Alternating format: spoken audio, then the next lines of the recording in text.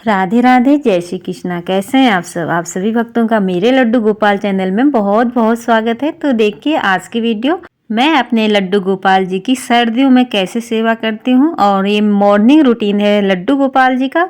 तो देखिए अभी मेरे लड्डू गोपाल जी सोए हैं, इनको मैं जगा लूँगी और मैं साथ ही उनके लिए भोग भी तैयार कर लूँगी, जैसे कि 1 लोटा जल और कुछ मेवे। क्योंकि सर्दियाँ शुरू हो गई हैं, आपको मेवे का भोग ज़रूर से लगाना है, खासकर बादाम और कुछ भी लगा सकते हैं आप, जैसे काजू बादाम किशमिश इसका भी लगा सकते हैं, नहीं तो बादाम और काजू का यहाँ पे मैं भोग लगा दूंगी। ये तो आपको सुबह को भगवान जी को ज़रूर से भोग लगाना चाहिए, क्योंकि इसकी तासीर ना गर्म होती है। जाड़ू में आप ऐसा भोग लगाएं जिसकी तासीर गर्म हो। और देखिए यहाँ पे मैं भगवान जी को जल और भोग दे दूंगी और लाला मेरे उठ गए हैं, जाग गए हैं और मैंने उनको सिंहासन में विराजमान कर लिया है। और मैंने अभी उनको स्नान नहीं कराया है और इस समय 7:30 बजे का टाइम हो रखा है, क्योंकि अब मैंने लड्डू गोपाल जी की सेवा देर से करनी शुरू कर दी है। अभी वो छोटे हैं, लाला हैं, और अब मैं उनको देर से जगाने लगी हूँ और मैं स्नान भी उनको देर से ही कराती हूँ। तो जैसे गर्मी में हम जल्दी से स्नान करा देते हैं, जल्दी जगा देते हैं लाला को, अब हम जाड़ू में लाला को देर से जगाना शुरू करेंगे। आप भी अपने लड्डू गोपाल जी को ऐसे ही रूटीन कर सकते हैं आप। तो देखिए यहाँ पे पहले मैंने भोग लगाया था जल और मेवे का, उसके बाद थोड़ी देर बाद मैंने दूध और यहाँ पे गुड़ का भोग लगा दूंगी। तो आप तुलसी पत्ते ज़रूर से डालें और मैं 5 बार चम्मच से पिलाती हूँ लड्डू गोपाल जी को, और थोड़ी देर उनके सामने हम दूध और गुड़ को रख देंगे। तब तक वो भोग लगाएंगे, हम और तैयारी कर लेंगे, जैसे कि स्नान कराना हुआ और दीपक प्रज्वलित कर लेंगे सबसे पहले, और फिर हम कराएंगे लड्डू गोपाल जी को स्नान। तो आज मैं यहाँ पे गंधोदक स्नान कराऊंगी चंदन पाउडर से।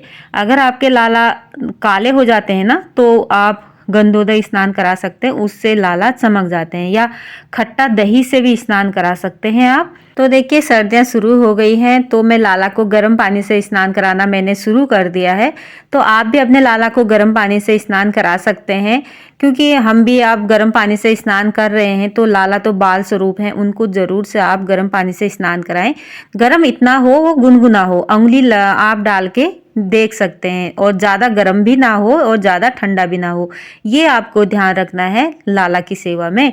और यहाँ पे मैं चंदन पाउडर से स्नान कराऊंगी, क्योंकि मेरे लाला थोड़े काले जैसे हो गई थी ना, क्योंकि पीरियड में मैं लाला की सेवा नहीं करती हूँ, मैं मंदिर में नहीं जाती हूँ, तो मेरी बेटी ही सेवा करती है। तो इस वजह से आज मैं अपने लाला की अच्छी तरह से स्नान और मालिश करने वाली हूँ।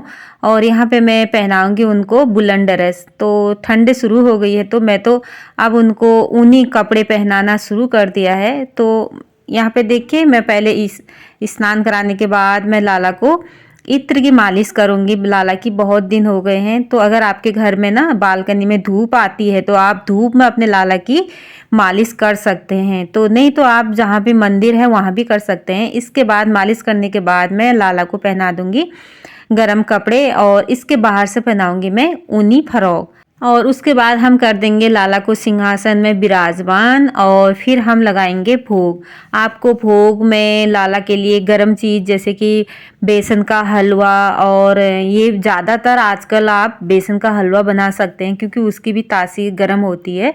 तो 2-3 दिन के बाद तो आपको भोग ऐसा लगाना ही चाहिए जिसकी तासीर गर्म हो, लाला को ठंड ना लगे। ये भाव आपके अगर हो ना, तो आप बना सकते हैं।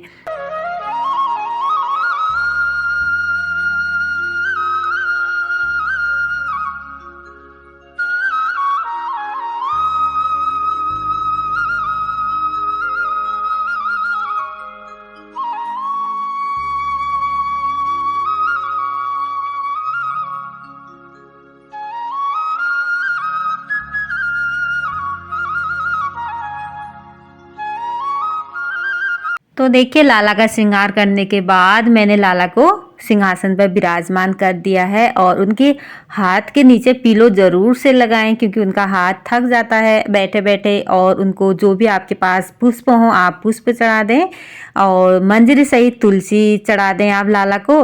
और देखिए उनकी बंसी भी दे दें, ताकि उनका मन करे तो बजा सके।